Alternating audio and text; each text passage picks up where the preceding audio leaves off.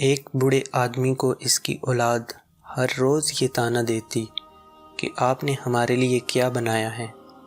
بابا جی یہ سن کر خاموش ہو جاتے۔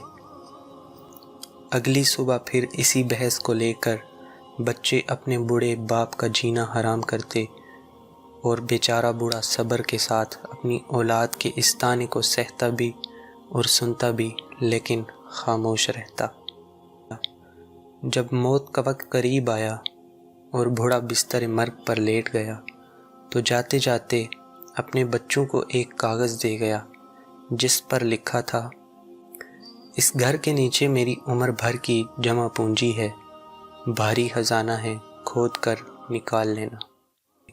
یہ پڑھنا تھا کہ بچوں کی خوشی کا کوئی ٹھکانہ نہ رہا۔ بڑے احترام سے باپ کی میت کو دفنایا، پھر اگلے ہی دن پورے گھر کو ملبے کے ڈھیر میں تبدیل کر دیا اور کھدائی شروع کر دی۔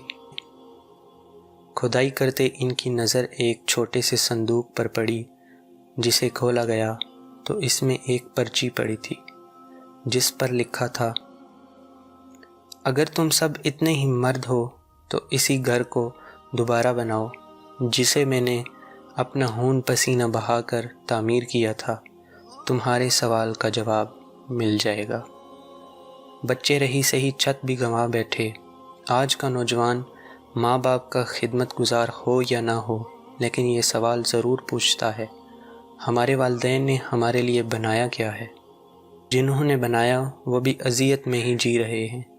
سچ پوچھئے تو ایسی اولادوں کے ساتھ ایسا ہی ہونا چاہیے جیسا ان بابا جی نے کیا۔